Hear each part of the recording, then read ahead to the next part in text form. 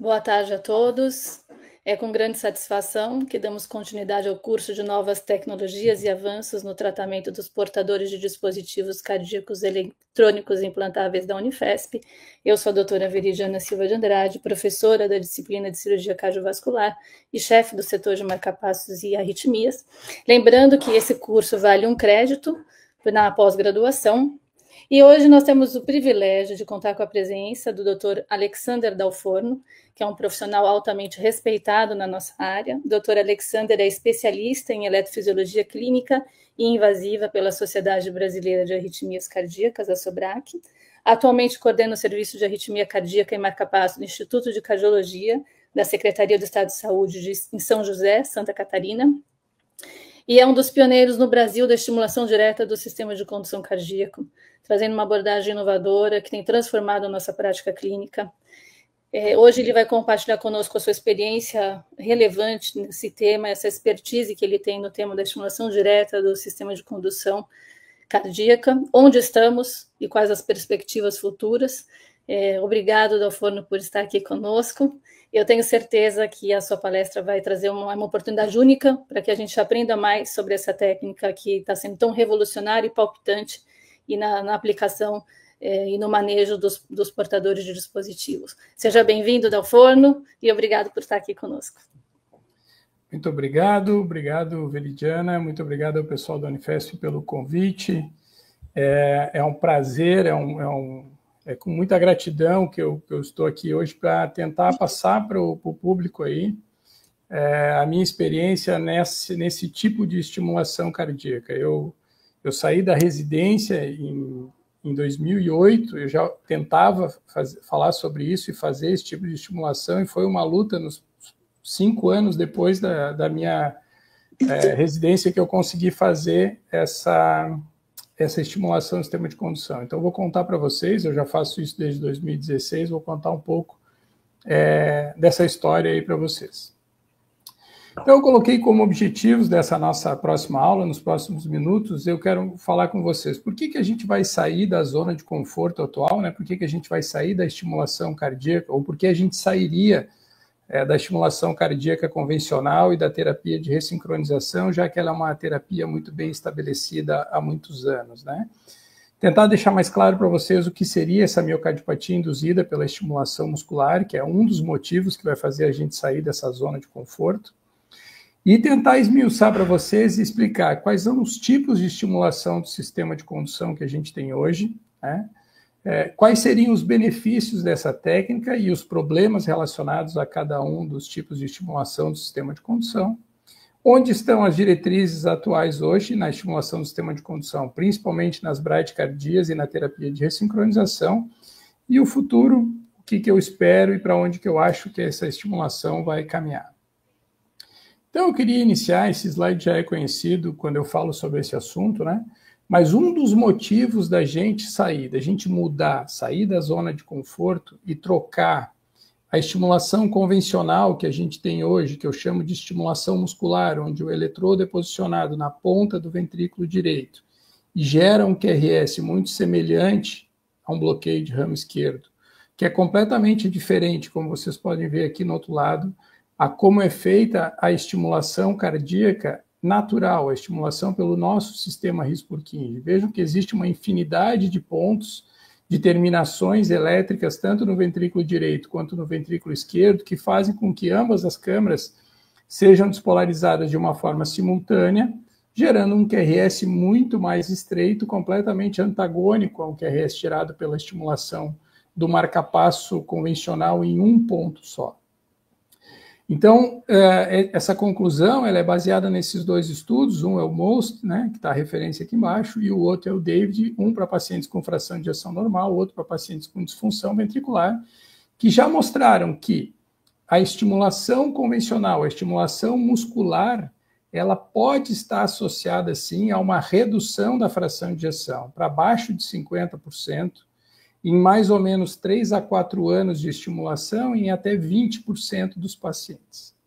Mas vejam nessa figura que isso pode ser só a ponta de um iceberg. Se a gente for utilizar pacientes que têm redução da fração de ejeção, mas que ainda permanecem acima de 50%, ou seja, um paciente que tinha 80%, 70% de fração de ejeção e caiu para 55%, ele não entraria nessa definição ainda. Se a gente for pegar pacientes que mantêm fração de ejeção e têm aparecimento de sintomas ou piora de uma miocardiopatia existente, ou internam por insuficiência cardíaca, ou apresentam fibrilação atrial depois do implante do marcapasso convencional, ou somente tem alterações de marcadores de congestão pulmonar, como aumento do peptídeo natriurético, talvez essa miocardiopatia induzida pela estimulação convencional, ela pode chegar a 50% dos pacientes. Então, esse é um dos motivos que faz com que a gente se mova dessa zona de conforto. Né? Vejam aqui que a estimulação gerando um QRS alargado, tal qual um paciente com bloqueio de ramo esquerdo, ele gera dissincronia intra e atrioventricular, que no final de toda essa cascata aqui leva a uma redução do trabalho cardíaco. Vejam que aumenta a regurgitação mitral, reduz o volume de ejeção, altera o relaxamento cardíaco e no final de todos a redução do trabalho cardíaco fica diminuído quando a gente troca um QRS bem estreito com todas as sincronias cardíacas por um QRS alargado e dessincrônico. Vejam aqui como é que é uma estimulação da ponta do VD, como que o estímulo elétrico sobe no ventrículo direito e no ventrículo esquerdo. Vejam isso em vermelho, é a ativação elétrica caminhando célula a célula, e vejam que a parede lateral do ventrículo esquerdo é a última a ser ativada, gerando realmente uma dissincronia elétrica e uma dissincronia mecânica. Isso pode ser minimizado com a estimulação biventricular. Vejam que agora a estimulação do VD e a estimulação do VE confluem num ponto mais central do coração, diminuindo a dissincronia, mas não resolve a dissincronia da mesma forma que o QRS basal é. O segundo motivo que faz com que a gente saia da zona de conforto é analisando a terapia de ressincronização da forma como ela é feita hoje. Vejam que a terapia de ressincronização é uma terapia consolidada. Os primeiros estudos iniciaram em 2001 e os últimos estudos de ressincronização em 2010, passando por melhora dos sintomas, redução de hospitalização, até que alguns estudos conseguiram mostrar redução de mortalidade, inclusive redução de mortalidade em pacientes menos sintomáticos, classe funcional 1 e 2. Mas por que a gente precisa sair de uma terapia dessa se ela é tão consolidada? Primeiro, porque essa terapia ela foi desenhada e foi desenvolvida para pacientes com bloqueio de ramo esquerdo. A gente já tentou fazer essa mesma terapia de ressincronização em pacientes com bloqueio de ramo direito e ela não funciona. Não funciona por quê? Porque é no bloqueio de ramo esquerdo, como vocês podem ver aqui, que a ativação do ventrículo esquerdo se faz de uma forma atrasada, levando com que a parede lateral do ventrículo esquerdo seja ativada de uma forma tardia, o que faz com que um eletrodo posicionado nessa parede aqui vá melhorar essa dissincronia causada pelo bloqueio de ramo esquerdo. Ao passo que quando a gente analisa pacientes com bloqueio de ramo direito, a parte do ramo esquerdo se ativa normal e a parede lateral do ventrículo esquerdo ela é ativada de forma rápida. O que é atrasado é a parede lateral do ventrículo direito, então não faz sentido a gente colocar um eletrodo na parede lateral do ventrículo esquerdo. Então, a terapia de ressincronização, como ela é feita hoje, ela funciona só para pacientes com bloqueio de ramo esquerdo. Pacientes com bloqueios inespecíficos, que são periféricos, pacientes com bloqueio de ramo direito, ou mesmo pacientes que têm QRS estreito e bloqueios atrioventriculares de primeiro e segundo grau, que têm insuficiência cardíaca e precisam de marca-passo, teoricamente, eles não se beneficiam desse tipo de terapia. E vejam que a terapia de ressincronização, como ela é feita hoje, ela depende muito da anatomia do paciente.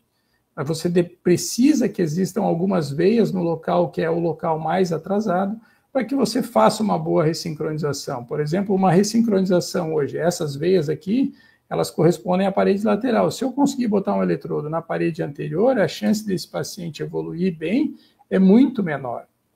Então, todos esses detalhes fazem com que a nossa terapia padrão, a nossa indicação classe 1A, hoje para tratamento de disfunção ventricular com bloqueio de ramo esquerdo, tenha somente 20% de pacientes super respondedores, ou seja, que ficam curados com a terapia. Existe uma taxa muito grande, de acordo com vários estudos, em torno de 30%, 40% dos pacientes, dependendo do modo que a gente vai analisar uma resposta ou não à terapia de ressincronização, podem não ser respondedores. Ou seja, a gente tem uma terapia que é padrão ouro, que tem 20%, 25% de cura e 30%, 40% de não respondedores. Claro que eu estou olhando com os olhos de quem quer inovar e colocar uma terapia nova, mas esses números estão aí para todo mundo analisar e ver. Então, isso é o segundo motivo que faz com que a gente saia da nossa zona de conforto, né? A miocardiopatia induzida por um ponto e a terapia de ressincronização não ser ótima para todos os pacientes que são submetidos à ressincronização. E quando a gente fala de estimulação cardíaca, eu gosto muito desse slide que faz com que a gente veja aqui como que evoluiu. Vejam aqui que eu comparo o marcapasso unicameral, como ele começou, o VVI, com uma perna de pau de um pirata, que na verdade só serve para aumentar o número de batimentos cardíacos e fazer com que a pessoa não desmaie, mas ela não gera nenhuma sincronia cardíaca. Vejam que o átrio está perdido nesse tipo de estimulação. Depois a gente evoluiu para um marcapasso dupla câmara, que faz uma sincronia entre o átrio e o ventrículo. Anos depois, a terapia de ressincronização, em que o átrio e ambos os ventrículos são estimulados, mas talvez agora a gente está chegando no suprassumo da estimulação cardíaca, em que a gente vai estimular o sistema de condução, tanto o RIS, o ramo esquerdo, o ramo direito, quanto o feixe de Backlund, deixando o QRS idêntico ao que a natureza nos trouxe. E como que isso começou? Então, o primeiro trabalho de estimulação do sistema de condução, ele data do ano 2000, vejam que é mais ou menos na época em que a terapia de ressincronização também explodiu, e ele mostra, foi feito com pacientes com FA, com alta resposta, que precisavam do marcapasso e seguidos de um BAVT, onde se colocou um eletrodo no feixe de RIS, se realizou um BAVT, e eles tiveram, vejam que são resultados meio rudimentares ainda, mas eles tiveram uma melhora do tamanho da área cardíaca e a fração de ejeção, na maioria deles, teve uma melhora nos seus números absolutos. O que deixa chateado é que, naquela época, a taxa de sucesso era bem menor do que hoje. Vejam que só 12 de 18 pacientes tiveram sucesso nessa terapia, mas deixou a mensagem e anos depois isso ressurgiu. Como que a gente classifica a estimulação do sistema de condução? Vejam aqui que a gente tem uma infinidade de pontos. Eu vou tentar explicar para vocês aqui. É o nó atrioventricular, o feixe de RIS na sua porção mais proximal, o feixe de RIS na sua porção mais distal, ramo direito, ramo esquerdo e aqui representado os seus fascículos, né, conforme a ramificação do sistema de condução. Então, o que é chamado hoje de estimulação do sistema de condução? Vejam aqui que a estimulação do feixe de RIS, ramo direito, ramo esquerdo ou seus fascículos, eles entram na chamada estimulação do sistema de condução. Mas existe um outro tipo de estimulação, que é a estimulação da área do ramo esquerdo. E o que compreende a estimulação da área do ramo esquerdo? O ramo esquerdo em si e seus fascículos, mas também essa estimulação septal muito próxima da região em que o eletrodo está posicionado, mas sem com certeza capturar o ramo esquerdo, mas também é uma estimulação da área do ramo esquerdo. Para juntar e ampliar o nosso exército na terapia, o que a gente consegue hoje? Juntar a estimulação do RIS ou do ramo esquerdo com a ressincronização convencional, como ela é feita, o que a gente chama hoje de HOT e LOT-CRT. Vejam o número de armas, de ferramentas que a gente ganhou hoje para combater os problemas do distúrbio elétrico do coração. O que não é ainda considerado estimulação do sistema de condução é a estimulação chamada deep septal, em que o eletrodo penetra na região do meio do septo, eu vou mostrar para vocês mais adiante, e isso, teoricamente, não captura o sistema de condução em si, apesar de ser um tipo de estimulação um pouco mais fisiológica do que a estimulação do ventrículo direito por si só. E como que a gente fez? Então, vou começar lá do início. Eu comecei a fazer isso em 2016, esses são um dos meus primeiros casos, e a gente só tinha um eletrodo e uma bainha para capturar o que a gente conseguia, e o que a gente conseguia capturar era o feixe de RIS. Então, esse tipo de estimulação ela funciona muito bem para quando os bloqueios são níveis no nó atrioventricular, deixando a condução abaixo do nó AV, no RIS proximal e no RIS distal, intactas. Onde que a gente vê isso? Nos pacientes com QRS estreito.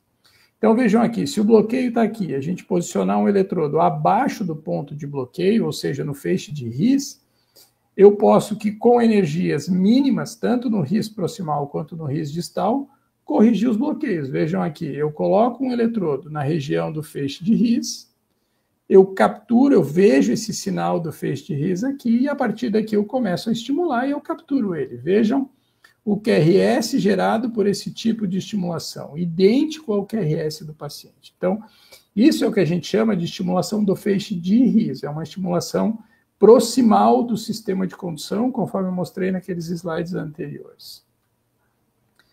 Vejam aqui que nem tudo são flores, e é por isso que algumas coisas a gente precisa ir trabalhando. Nesse paciente aqui, como eu posso mostrar para vocês aqui, que ele tem um intervalo HV aumentado, um HV de 65, ele mostra, através desse intervalo HV aumentado, em que o problema dele está mais abaixo.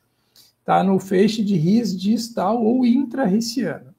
E o que acontece aqui? Se eu colocar um eletrodo atrás do ponto de bloqueio, mesmo com energia muito alta, eu consigo corrigir o bloqueio. Vejam aqui que o paciente está com bloqueio de ramo direito, quando estimulando com 5 volts, quando eu passo para 6 volts, eu consigo corrigir.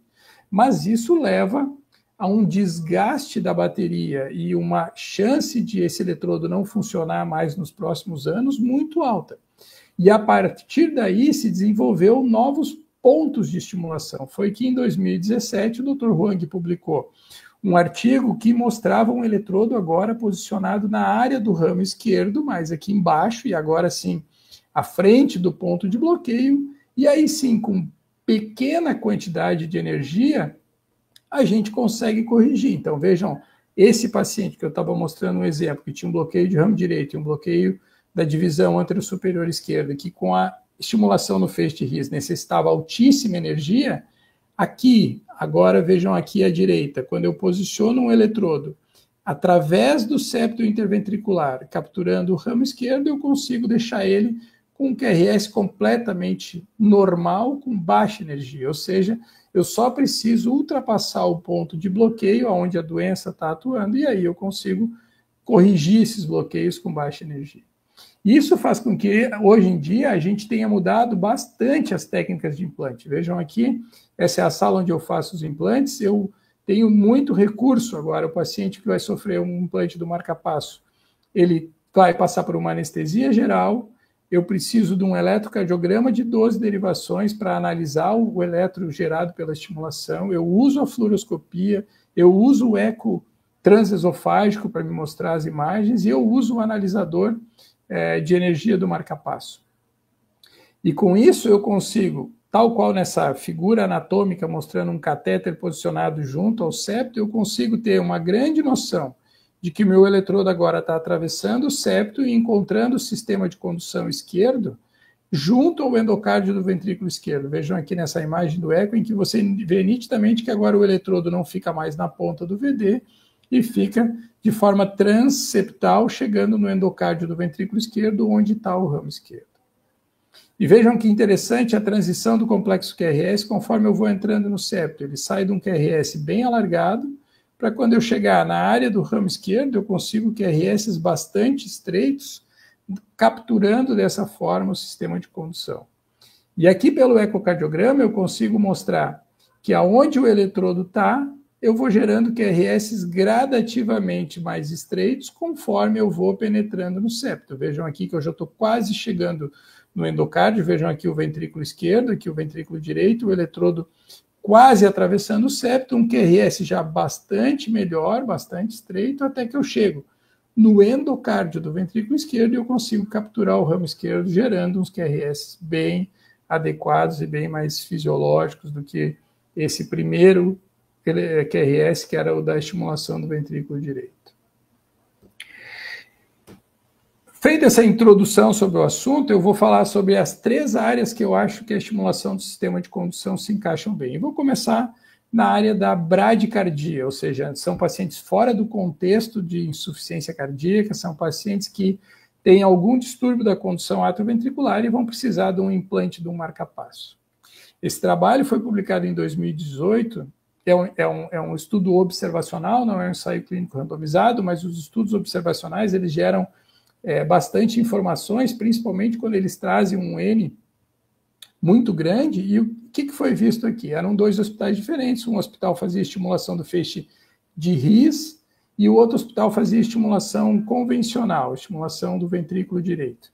E o que eles viram? Que no final de 4 anos, quem submetia a estimulação do feixe de His chegava a ter 35% menos de desfechos de hospitalização por insuficiência cardíaca, morte ou upgrade para um ressincronizador, ou seja, 35% menos de um desfecho combinado duro, que inclui inclusive mortalidade. Então isso já mostra que a estimulação do feixe de His, ela, mesmo para pacientes com fração de ejeção normal, ela já está associada a desfechos clínicos favoráveis nesse contexto. Aonde que a estimulação do feixe de His acabou tendo problemas? Como eu mostrei para vocês, a gente só tinha essa ferramenta no início e se usava para todo e qualquer tipo de bloqueio. E uma vez em que a gente usava para bloqueios infrarricianos uma estimulação próxima ou proximal ao ponto de bloqueio, a gente acabava tendo alguns problemas, como eu mostro aqui para vocês. Vejam que até 14% dos pacientes tinham o seu limiar aumentado acima de 2,5, chegava a ter necessidade de 11% dos pacientes ser submetidos à revisão de eletrodos, e a grande maioria deles por causa do aumento do limiar. Então, hoje é fácil de entender por que a estimulação do feixe de His tem as suas limitações, né? Esse é o famoso one size doesn't fit all, né? Não cabe um tipo de terapia para todos os problemas. Foi a partir daí que a gente começou a estudar a estimulação do ramo esquerdo. E em 2021, eu consegui publicar nos arquivos a nossa experiência inicial. E vejam que agora a taxa de sucesso é bem mais alta. Vejam que os limiares da estimulação da área do ramo esquerdo são baixíssimos, em torno de 0,5, quando comparado àquele 2,5, 3,5 volts da estimulação do feixe de His, e realmente os QRS eles acabam convergindo para um QRS em torno de 120 milissegundos, que é um QRS bastante estreito quando comparado aos QRS da estimulação convencional. E a estimulação da área do ramo esquerdo, mesmo em pacientes com fração de ejeção normal, vejam aqui, são um grupo de pacientes com fração de ejeção preservada, 58%, mesmo assim a estimulação da área do ramo esquerdo ela está associada a uma redução maior agora, 65%, 68% de redução de desfechos combinados, os mesmos desfechos combinados que foram mostrados antes na estimulação do feixe de His, mostrando que, independente do local que você estimula, o que interessa é estimular o sistema de condução desses pacientes. E aonde que a gente está hoje, né? As diretrizes em bradicardia. Vejam aqui que as diretrizes elas são bem claras, tanto as diretrizes americanas, europeias, quanto as brasileiras. Elas colocam que, para pacientes que têm fração de ejeção muito baixa, abaixo de 40%, a gente ainda deve fazer a estimulação biventricular. Mas a gente já encontra espaço para a estimulação do sistema de condução. Vejam aqui que nas diretrizes europeias já colocam que para pacientes com fração de ejeção acima de 40%, eles não botam um limite superior, a terapia de estimulação do sistema de condução já pode ser indicada como 2B. As diretrizes brasileiras, que são mais atuais, são de 2023, coloca como 2A. Já melhoramos no nível o grau de recomendação para pacientes que têm fração de ejeção abaixo de 50% e precisam do marca-passo. Então, abaixo de 40%, teoricamente, a gente deveria fazer uma ressincronização, só que é uma terapia um pouco mais cara. Entre 40% e 50%, a gente tem como 2A a estimulação do sistema de condução.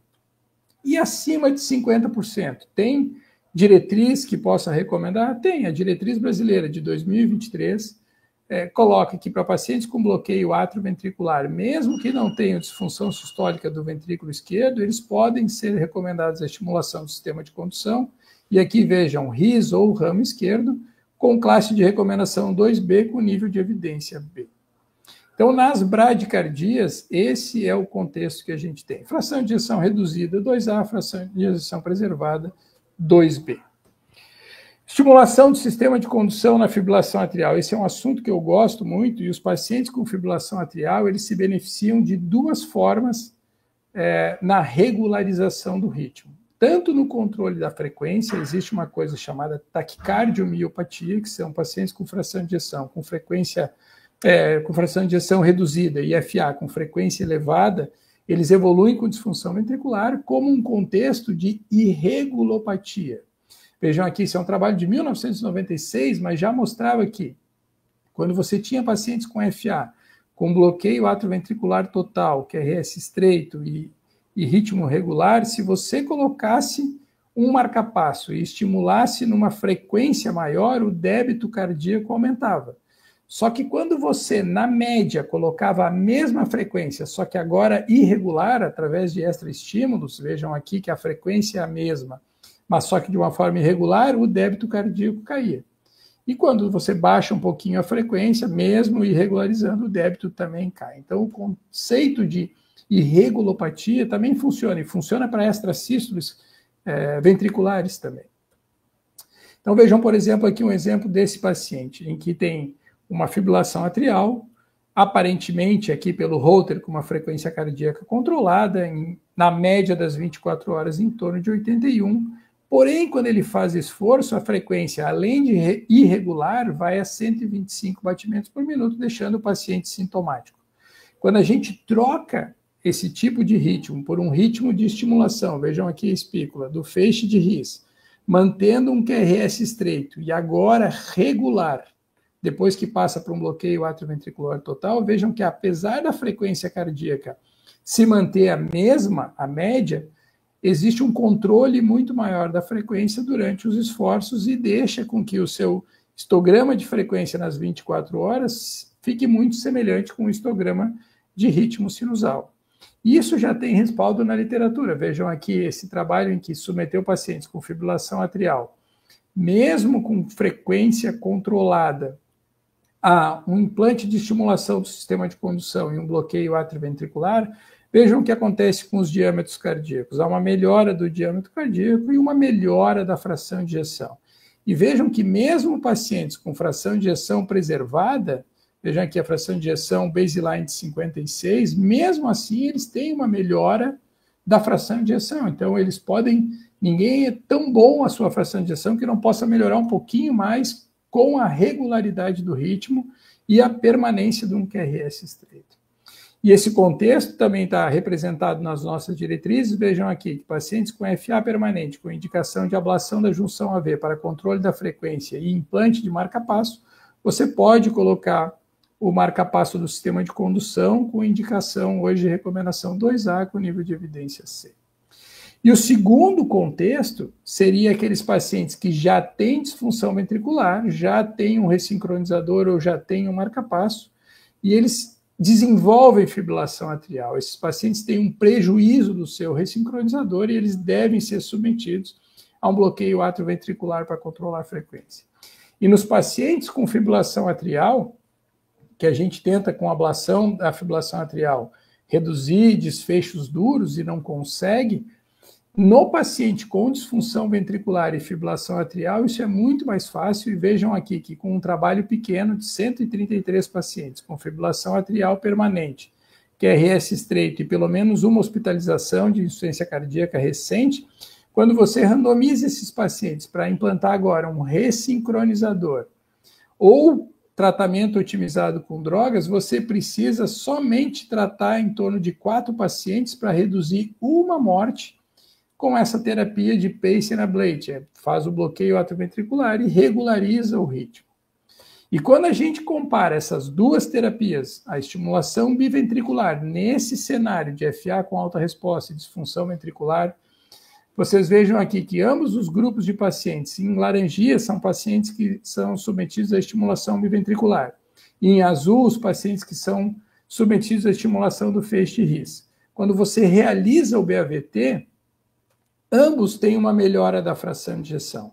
Os pacientes do grupo da estimulação do His, em azul, eles têm uma melhora importante da fração de ejeção, quando comparados com os pacientes da estimulação biventricular. Mas o que mais chama atenção, já que o que reduz mortalidade é o biventricular, quando você troca a estimulação biventricular pela do feixe de His, vejam o que acontece com quando você toca a estimulação do feixe de His pela biventricular, o benefício diminui, e quando você troca o paciente do biventricular para o feixe de His, ele continua melhorando, mostrando que nesse trabalho, talvez a estimulação do feixe de His realmente seja melhor do que a estimulação biventricular nesse contexto.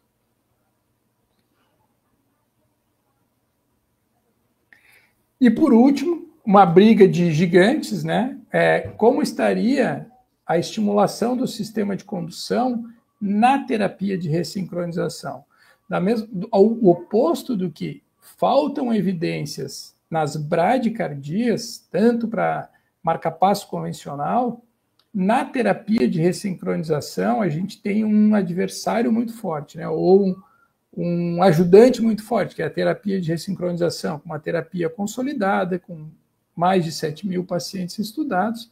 Mas eu vou tentar mostrar para vocês que mesmo com esse adversário mais forte, vamos considerar a terapia de ressincronização adversário aqui nessa tentativa de mostrar quem é melhor, a gente consegue mostrar algumas coisas que podem mostrar que a terapia de estimulação do sistema de condução ainda pode agregar resultados nisso. Uma das grandes coisas que a gente conseguiu aprender é que as fibras que geram o ramo esquerdo e o ramo direito, elas são as mesmas e elas se iniciam no nó AV, correm pelo feixe His e vão gerar o ramo esquerdo até o sistema de His-Purkinje na periferia do ventrículo esquerdo. E deu para se descobrir que mais ou menos 60%, 70% dos bloqueios de ramo esquerdo, eles acontecem dentro do feixe de His ou no ramo esquerdo proximal. Então, em 60% dos pacientes, a gente pode bypassar o bloqueio de ramo esquerdo e corrigir esse bloqueio. Em torno de 30% dos pacientes têm um bloqueio periférico e não vai ajudar realmente a gente fazer uma estimulação do sistema de condução. Mas daí surgiu o alerta de que pelo menos 70% dos pacientes podem ser ajudados com a estimulação do sistema de condução. E vejam aqui, eu vou tentar mostrar nas figurinhas, como eu mostrei na estimulação do feixe de His proximal e distal, como é que é feita a estimulação do ramo esquerdo. Vejam aqui, está representado o ramo esquerdo descendo por aqui, e aqui um bloqueio seletivo do ramo esquerdo. E vejam aqui um QRS com bloqueio de ramo esquerdo. Se eu conseguir colocar um eletrodo no ramo esquerdo, ou em cima do ponto de bloqueio, eu capturo o feixe de His e com um pouquinho mais de energia eu consigo corrigir completamente o bloqueio, mudando um QRS de 160 para 96 milissegundos agora, eu consigo corrigir toda a desincronia causada pelo bloqueio de ramo esquerdo. E quando o bloqueio está mais embaixo um pouco, eu boto um eletrodo no ramo esquerdo e consigo fazer a mesma coisa. Vejam aqui um bloqueio de ramo esquerdo corrigido, o QRS fica bastante mais estreito, tem pequenas e sutis diferenças da estimulação do His para o ramo esquerdo, mas a desincronia ela é completamente corrigida quando a gente consegue estimular essa área. E vejam aqui agora um paciente com bloqueio de ramo esquerdo, disfunção ventricular, uma fração de ejeção em torno de 40%, que precisava colocar um marca-passo. Vejam aqui, ecocardiograficamente, a gente consegue ver essa desincronia, e no Doppler mitral a gente consegue ver que tem uma desincronia atrioventricular, não tem separação da onda E e onda A. E quando eu passo a colocar um eletrodo no feixe de His e corrigir o bloqueio de ramo esquerdo, vejam que o QRS fica bastante estreito, eu consigo corrigir a desincronia e consigo sincronizar o átrio-ventrículo de uma forma mais natural, mais fisiológica, voltando a ter a presença da onda E e onda A, melhorando toda a sincronia átrio e inter e intraventricular.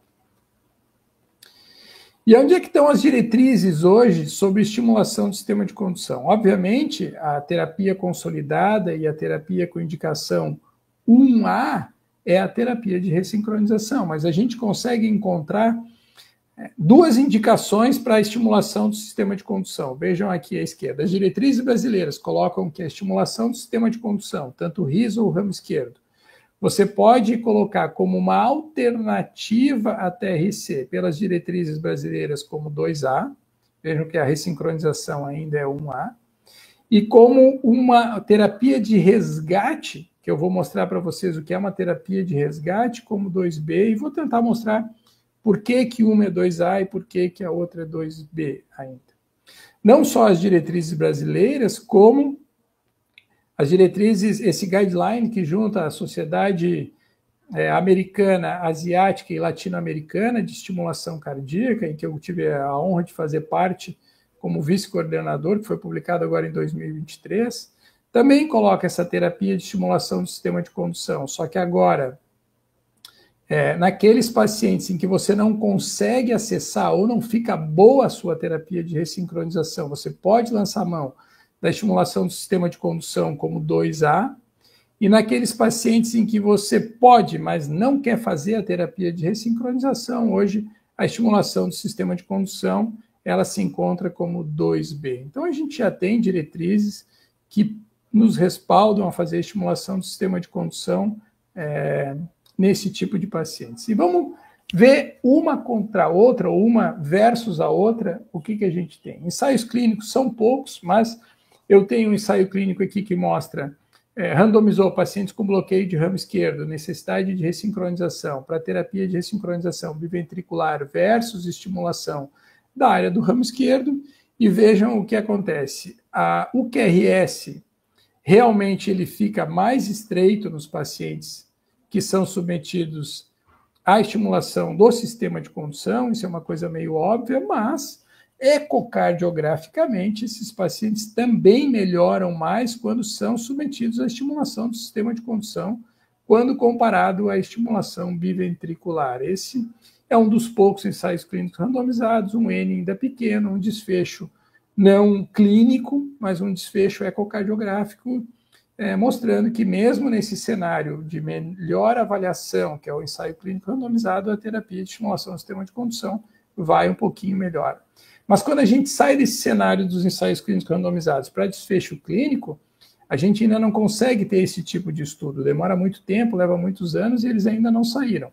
Mas a gente pode pegar resultados de grandes cortes de pacientes, de ensaios observacionais. Vejam esse aqui, que é um estudo observacional com 1.778 pacientes que necessitavam da terapia de ressincronização, e quando você olha a metade estimulada, feita a estimulação ventricular versus a outra metade realizada a estimulação do sistema de condução, e aqui basicamente estimulação da área do ramo esquerdo, vejam que são pacientes bastante representativos do nosso dia a dia, pacientes com idade média de 70 anos, feminino 32%, doença coronariana, fração de ejeção extremamente baixa.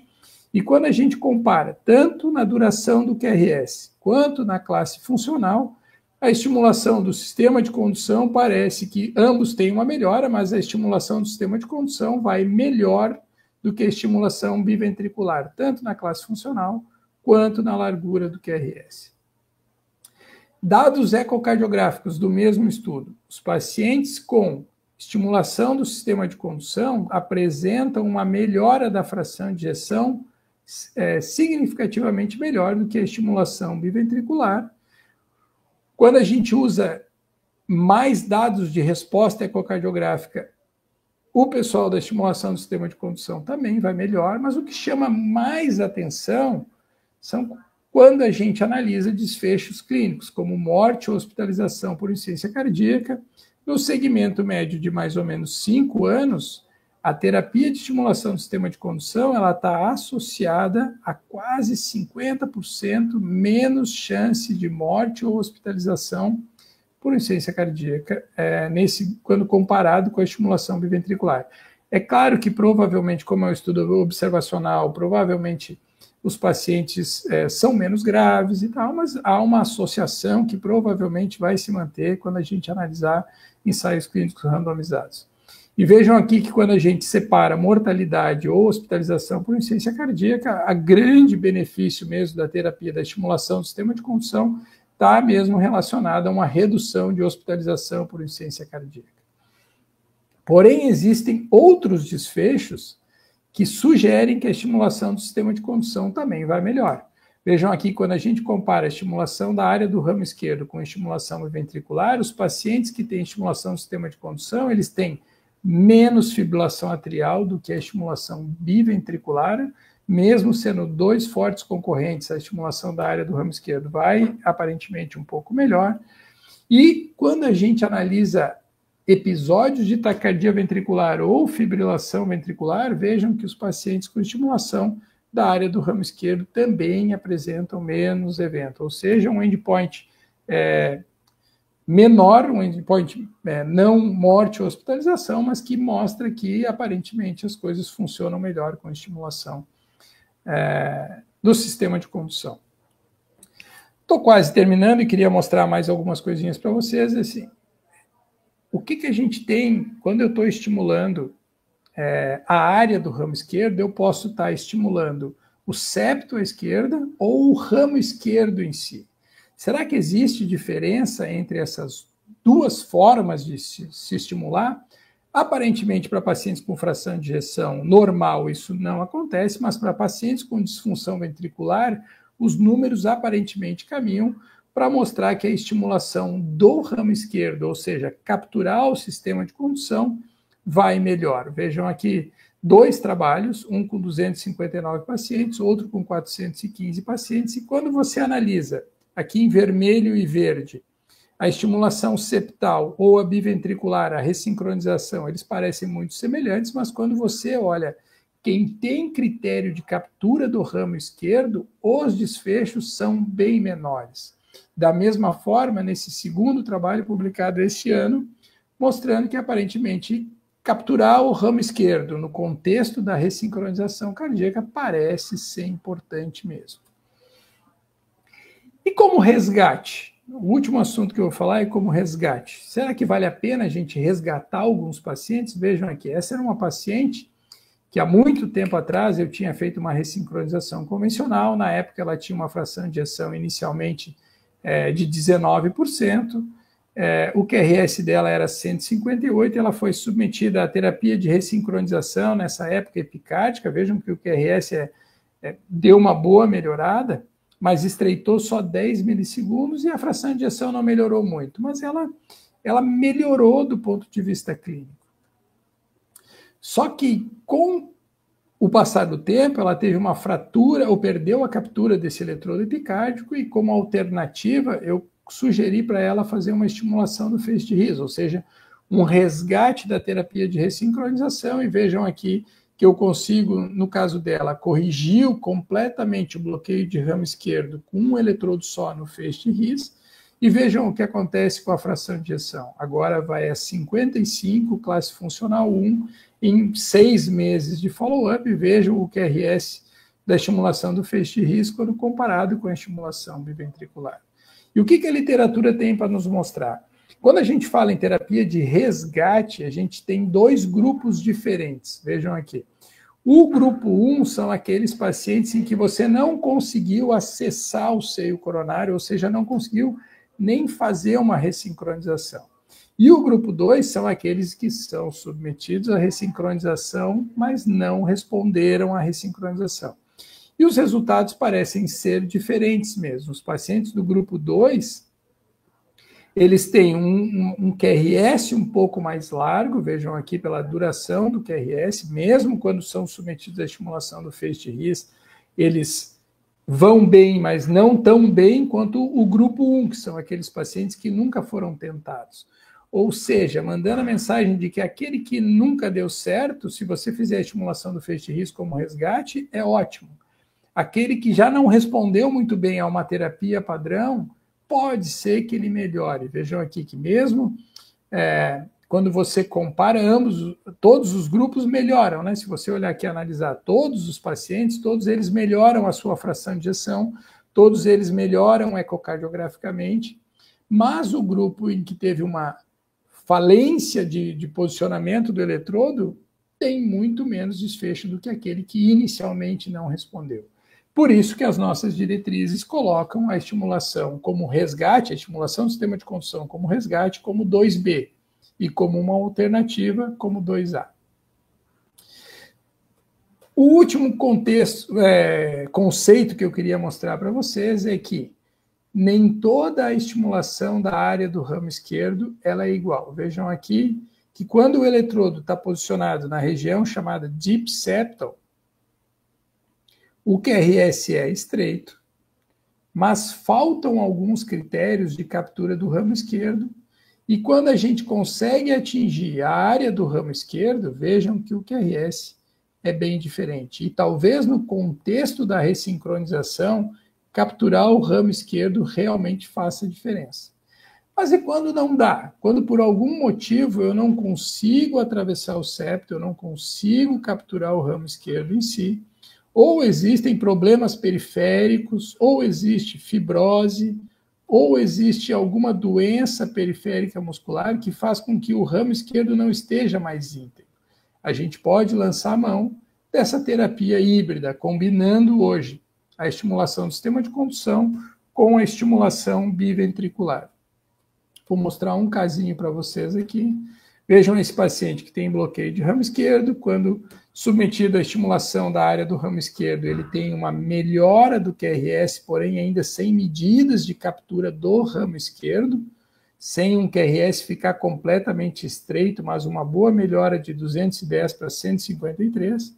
Então, nesses casos em que a captura do ramo esquerdo não está perfeita, a gente lança a mão da terapia combinada. Vejam aqui, um eletrodo posicionado junto ao feixe de His, ou ramo esquerdo, nesse caso, e um eletrodo no seio coronário, e aí sim a gente consegue, somando as duas coisas, trazer um QRS bem mais fisiológico, muito melhor do que a estimulação do ramo esquerdo quando o ramo esquerdo está doente. E quando que isso é necessário? Já a literatura já mostra que quando você tem um QRS basal muito largo, ou quando você não consegue critérios de captura do ramo esquerdo, vejam aqui que o ramo esquerdo, para ser capturado, ele precisa ter uma onda RV1. Quando você não consegue corrigir completamente o bloqueio, e o QRS basal do paciente é muito alargado, sugerindo que exista bloqueio periférico também, esses pacientes se beneficiam mais do acréscimo do eletrodo no seio coronário, como demonstrado aqui pelo DPDT, quando você acrescenta um eletrodo no seio coronário para melhorar esses pacientes. Então, nesses casos em que você não consegue corrigir completamente, vale a pena usar o bom senso e lançar a mão da terapia combinada. Como mensagens finais, e aqui já usando 48 minutos da minha apresentação, por que a gente deveria sair da zona de conforto atual? Por quê? Porque a estimulação muscular, ela já está provada que em alguns pacientes ela é deletéria e existe a miocardiopatia induzida pela estimulação muscular. Os resultados da TRC, apesar da terapia de ressincronização, apesar de ser uma terapia consolidada, ainda apresenta consideráveis taxas de não respondedores e praticamente só funciona para pacientes com bloqueio de ramo esquerdo, deixando os pacientes com bloqueio de ramo direito ou bloqueios inespecíficos ou bloqueios AVs com QRS estreito desprovido de uma terapia adequada. Também temos que ter em mente que a estimulação direta do sistema de condução ela é perfeitamente factível nos dias de hoje e apresenta muitos bons resultados, como eu mostrei para vocês. A gente pode escolher onde quer estimular ou onde precisa estimular, ou feixe His distal, ou ramo direito, ou ramo esquerdo. Os resultados clínicos da terapia de estimulação do sistema de condução, tanto para bradicardias quanto para as terapias de ressincronização, eles são muito promissores. E o futuro eu termino deixando essa mensagem para vocês. Eu acho que todas as empresas que trabalham com estimulação cardíaca, elas estão focadas e direcionadas para isso. Mesmo marcapassos sem eletrodos estão trabalhando para estimular o sistema de condução. Todas estão desenvolvendo eletrodos mais adequados para se atravessar o septo e capturar o ramo esquerdo, eletrodos mais rígidos, eletrodos com parafusos maiores, eletrodos com maior capacidade de estimulação para que a gente consiga capturar o sistema de condução. Inclusive técnicas para se atravessar o septo mais fácil, como usar radiofrequência na ponta do eletrodo para atravessar zonas de fibrose em que a gente não consiga atravessar o septo de uma forma muito fácil. Ou seja, muito provável é que a gente vá falar de estimulação do sistema de condução para os próximos 20, 30 anos. A gente vai aprender, a gente já aprendeu que o RIS não serve para todo mundo, mas que o RIS talvez volte daqui a uns anos, mas o caminho da estimulação cardíaca passa hoje realmente por esse capítulo de estimular o sistema de condução. E eu queria finalizar agradecendo a todos que conseguiram me aguentar até agora. Queria agradecer muito a Viridiana pelo convite e estou aqui disposto a perguntas, esclarecimentos, dúvidas e todas as coisas que surgirem nesses próximos para o debate. Muito obrigado pela atenção. Dalforno, eu que agradeço e vou te falar que foi muito fácil te aguentar até agora. A gente consegue ver a sua paixão, a sua expertise nessa estimulação do sistema de condução, e é muito bom ver a sua apresentação, e é muito didática, e eu acho que quem conseguiu estar acompanhando aqui hoje só se beneficiou muito. Eu particularmente acho lindo, eu acho que esse é o novo fisiológico, né? A gente foi falando de marca-passo fisiológico, eu acho que a terminologia hoje é estimulação direta do sistema de condução, que é o novo fisiológico. A gente está caminhando para o que é mais fisiológico. Eu acho que não tem nenhuma pergunta aqui do chat, mas você tocou em alguns assuntos que eu tenho interesse ali. Você falou sobre fibrose. Fibrose, né? Às vezes a gente vai para a estimulação direta do sistema de condução e acha um septo muito fibrosado, pacientes que têm uma miocardiopatia isquêmica. Então, se você faz alguma análise de fibrose na seleção desses pacientes, se você costuma fazer ou não, isso da sua prática clínica, se você faz uma análise de fibrose ou não desses pacientes, eu vi que você tem no seu arsenal ali, durante a cirurgia, você usa o ecotransesofágico, você usa o polígrafo, você vai usando várias ferramentas que podem auxiliar ali no implante desse eletrodo. Então, se você tem aí alguma análise da fibrose antes, e quando, às vezes a gente vai para um implante, é uma paciente que tem uma fração de ejeção reduzida, ela está ali no meio do caminho, está ali em 35, 38, e a gente vai com o arsenal todo preparado, né, para fazer. Quando que você para, se você faz uma estimulação direta do sistema de condução, você pegou ali o ramo esquerdo, você conseguiu um QRS state, você fala, não, tá bom, eu vou parar aqui, ou não, eu vou continuar e vou colocar também o seio coronariano. Você já falou que quando você não consegue critérios, você vai para o seio coronariano, mas aquele paciente, ou aquele que tem uma fração de ejeção mais baixa, você até consegue um bom critério, mas e aí, você para ou você continua e vai para o seio coronariano? Então, vamos lá, vamos ver se eu consigo. Eu tomo bastante cuidado com a presença da fibrose, tá? Porque, eu sou eletrofisiologista, então eu já estudo que a maioria desses pacientes que tem, a maioria não digo, mas alguns pacientes que têm fibrose, eles podem evoluir com taquicardia ventricular, vão precisar de uma ablação, e a ressonância, ela ajuda muito no estudo dessas cicatrizes e dos tipos de taquicardia ventricular, se a ablação tem que ser endo, se a ablação tem que ser EP. Então, eu já fazia ressonância em praticamente todos os pacientes que iam para a ressincronização, tá? Para pacientes que estão com bloqueio atrioventricular e estão ali precisando de um marca-passo de urgência, esses não dá tempo da gente estudar. Ou se o paciente tem uma disfunção do nó sinusal, que vai precisar fazer um implante. Mas os pacientes que eu vou submeter a uma ressincronização, eu faço ressonância em todos. E o que é a mensagem sobre a ressonância? Quando você não tem fibrose, aparentemente, o desfibrilador nem traria tanto benefício. Então, essa é a mensagem número 1, né? Se você não tem fibrose, teoricamente, você não vai evoluir com arritmias e você não precisaria de um desfibrilador. Você pode botar só um marca-passo ressincronizador. Segunda mensagem, quem tem fibrose, mesmo que a fibrose seja na parede lateral, eles evoluem um pouco pior, independente da terapia que for feita, estimulação do sistema de condução ou biventricular. Quando a fibrose está no septo, aí ela atrapalha muito mais, né? Se você tem uma fibrose septal, existe um dado, não é um trabalho muito grande, mas quando você tem mais do que 40% do septo com fibrose, a chance de você capturar o ramo esquerdo é praticamente zero, com as terapias da forma que a gente faz hoje, né? Talvez a gente precise de uma broca para passar isso daí, né? Então, a ressonância pré, ela ajuda muito. Eu tento pelo eco, às vezes, fugir da área de fibrose, eu consigo, pelo eco, a área de fibrose fica um pouco mais hiperrefringente, ela não é igual à ressonância para mostrar, mas eu tento desviar das áreas de fibrose. Eu tenho uns casos muito legais de um paciente com uma miohipertrófica que precisou botar uma capacitor, só tinha um canal de músculo no meio e a gente conseguiu acertar o eletrodo nesse canalzinho ali, guiado pelo eco e pelo tipo de coisa. Então, eu uso a ressonância bastante nesse tipo de pacientes. É claro que, como eu trabalho só aqui na parte de convênios e privado, eu tenho acesso muito mais fácil a esse tipo de ressonância, mas eu acho que ela ajuda na terapia.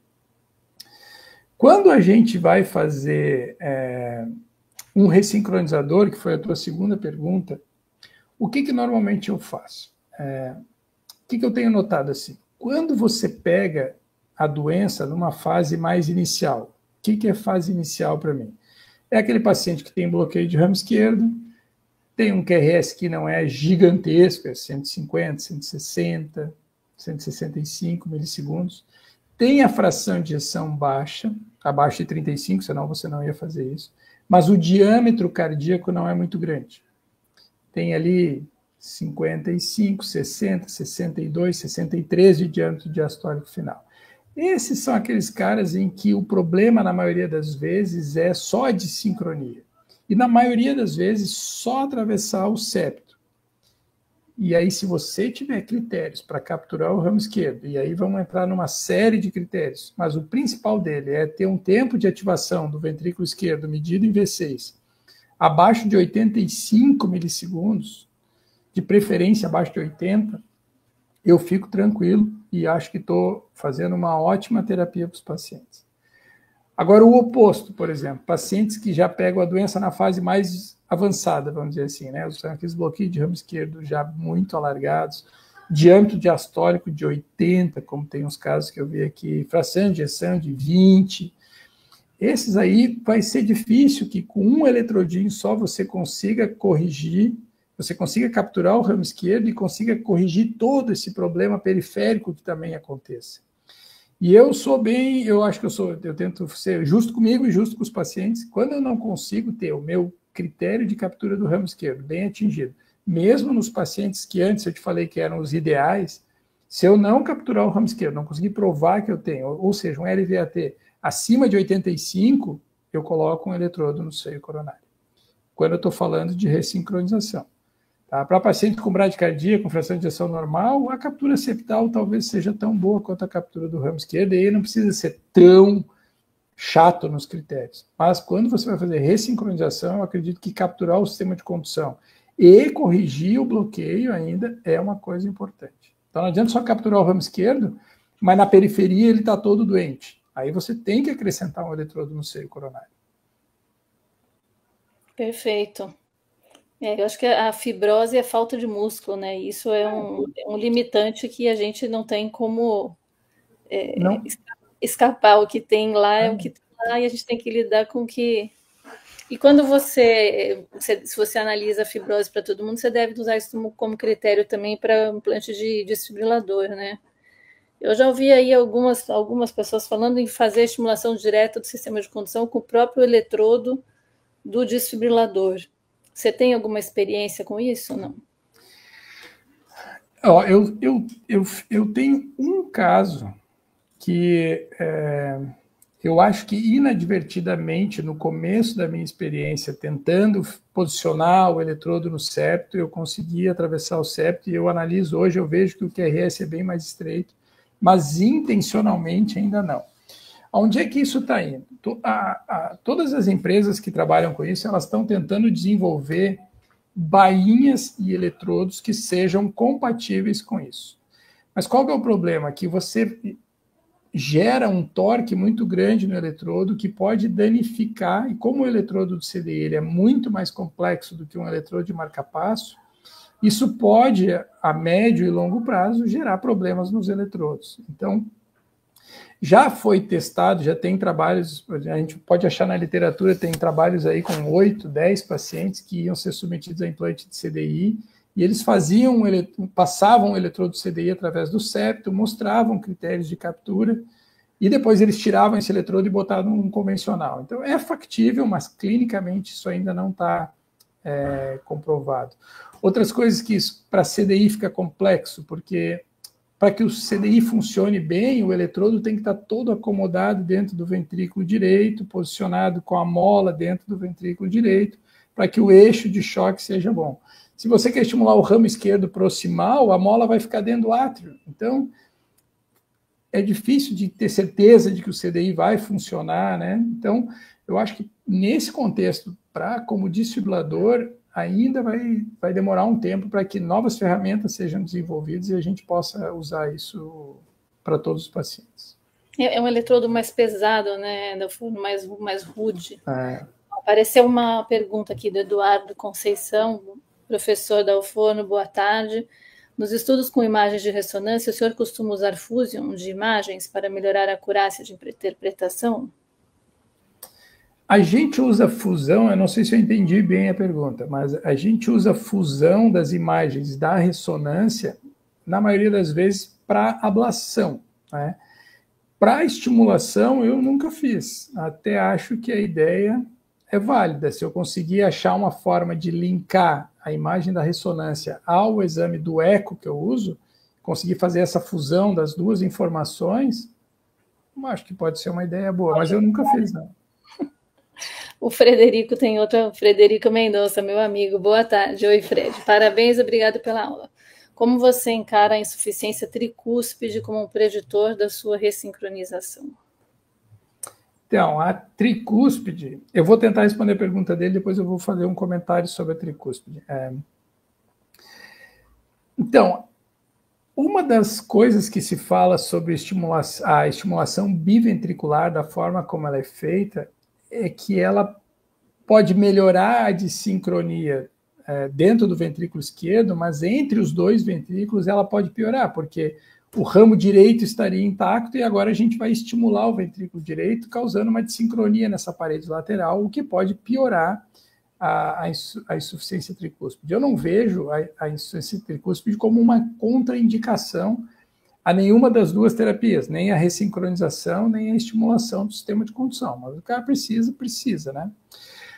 Mas a insuficiência tricúspide, que bom que ele tocou nesse assunto, é um dos calcanhares de Aquiles da estimulação da área do ramo esquerdo, que como o eletrodo vai para o septo e comprime, às vezes, o folheto septal da tricúspide contra o septo, ele, dependendo da posição do septo que a gente estimula, ele está associado a um aumento da regurgitação tricúspide. E isso talvez seja um dos argumentos que vai fazer com que a estimulação do feixe de His volte, porque o His distal ele fica antes da tricúspide, né? Ou na transição da tricúspide ali. E aí o eletrodo não passaria pela válvula e não pioraria pacientes com regurgitação tricúspide.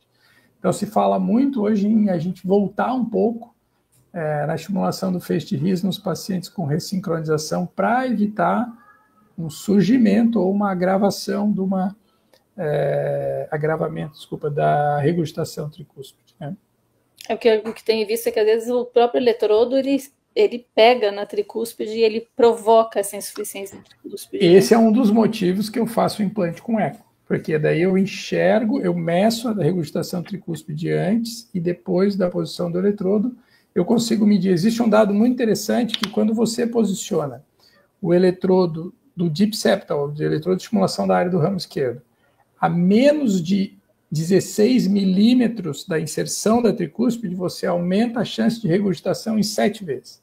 Então, com o eco, eu consigo medir aonde que o meu eletrodo está entrando, e eu sempre faço em torno de 2,5 centímetros para evitar esse dado, que a posição muito proximal teria muita associação à regurgitação tricúspide. Mas isso fala um pouco quando que você acaba fugindo da parte mais proximal do sistema de condução. Então, isso é uma coisa que incomoda mesmo, né? Perfeito. A gente vê que a estimulação ela está melhorando a qualidade, mas ela está ficando também cada vez mais complexa, com mais detalhes. Dalforno, estão aqui enchendo você de elogios, excelente aula, parabéns, obrigado, vários obrigados e gratidão pela aula. Eu agradeço imensamente a sua presença, acho que sua aula para variar, fantástica. Obrigado, obrigado. Adoro ver o seu entusiasmo falando desse assunto. E a sua expertise, e com certeza você é a pessoa mais experiente no Brasil fazendo estimulação direta do sistema de condução. Estou querendo te visitar aí, se Deus quiser, Pode em vir. breve, vou te visitar. Muito Eu obrigada. agradeço. Sabe que eu realmente esse é um dos assuntos que dificilmente eu nego um convite, porque eu gosto muito desse tipo de estimulação, acho que eu consigo passar a minha experiência, assim, porque lá em 2016, quando eu comecei a fazer isso, me chamavam de louco, que isso aí não vai dar certo, que não sei o quê. Passei vários perrengues até chegar na bainha adequada, no eletrodo adequado.